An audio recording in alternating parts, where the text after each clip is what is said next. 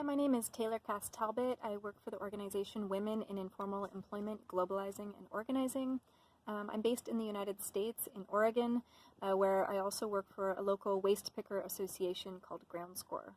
Waste pickers exist in the global north and global south alike, and they are important to waste management systems for a number of reasons. First of all, waste pickers provide the only waste management services in a lot of cities around the world, and pretty much everywhere across the world they have provided the first types of waste management systems in cities. Oftentimes when those waste systems evolve, they push waste pickers out of these systems, but there are waste management systems that have managed to incorporate them, oftentimes thanks to efforts to organize waste pickers to be able to provide more formal types of waste management systems.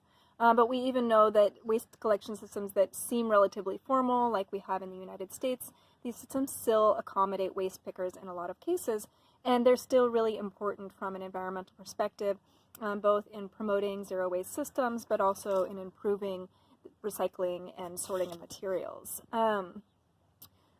We also know that waste management systems that incorporate and include waste pickers tend to be more adaptive. Waste picker organizations tend to adapt very well to changes in the system, especially when bans on plastic, for example, are implemented. You see waste picker associations, especially in places like India, really helping to implement these bans. And because waste picker-based systems oftentimes involve more person-to-person communication, waste pickers going around and collecting materials directly from households, waste pickers have this ability to spread information about changes to the waste system. And also because of that, they've found that waste management systems that have that type of person-to-person contact between a waste picker or a waste collector and a household really enhances compliance with at-source segregation and other types of best practices in waste management. Waste pickers also tend to be a bit more mobile, especially in communities where they may have narrow alleyways or kind of hard to reach places or informal settlements. Waste pickers oftentimes use implements and infrastructure that enable them to get into these hard to reach places.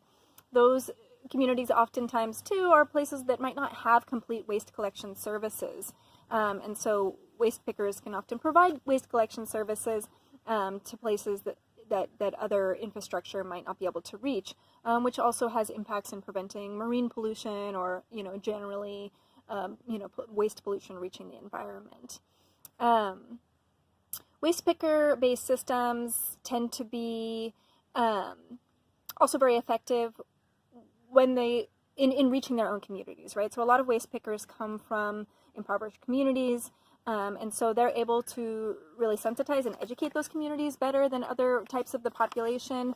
They also, waste picker-based systems, when a waste picker organization, for example, is integrated into a more formal waste collection system, they tend to provide services that are a bit more affordable than, say, a large private company operating compactor trucks or something. And so the savings to municipalities sometimes affords municipalities to then subsidize gaps in the waste management system. And one of those major gaps, of course, is insufficient waste collection in communities that can't afford to pay for waste collection. And so we see increasingly waste picker associations providing waste collection services in communities that wouldn't otherwise have it, which prevents a huge amount of pollution reaching the environment and including our oceans. When we think about zero waste, we have to be thinking about human resources in that equation. And I think for that reason, it's so important to include waste pickers into these types of systems. They provide a human face to the waste management system. In a lot of places that have long since pushed out the informal sector in waste, we really struggle to find a human connection to our waste management system, and that disincentivizes best practices like waste sorting, recyclables sorting, and these types of practices. So, when there is a human face to it, when you may know the person who's coming to pick up from you day to day, when you also feel like, by following the instructions and segregating your waste and trying to minimize harmful types of waste, by knowing that actually helps somebody in need, it's really motivating. So I like to think about zero waste kind of in this very inclusive equation of including waste pickers and really maximizing labor and really maximizing the human resources that we have out there, and paying tribute to the fact that our waste management systems were born on the backs of our most impoverished community members, and that we still need to have waste management systems that can continue to accommodate people who might be passing through a period of need, for example. What are some of the other needs that waste pickers have?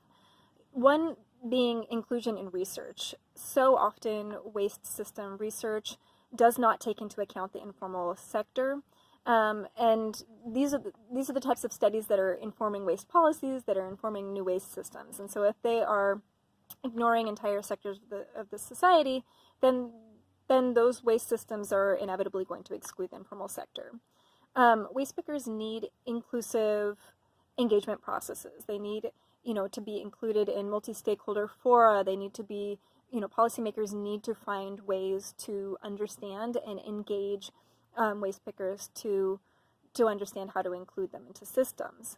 I think that the final thing that we really need to think about when contemplating waste management systems that can be incorporative of waste pickers is that we really need to think of formalization and think of inclusion not as a one-time event, but as a systematic infrastructure of sorts. That our waste management systems need to accommodate a range of actors that include companies that may be absolutely formalized with expensive technology or high technology, all the way down to informal waste pickers who may not be organized and may never be organized.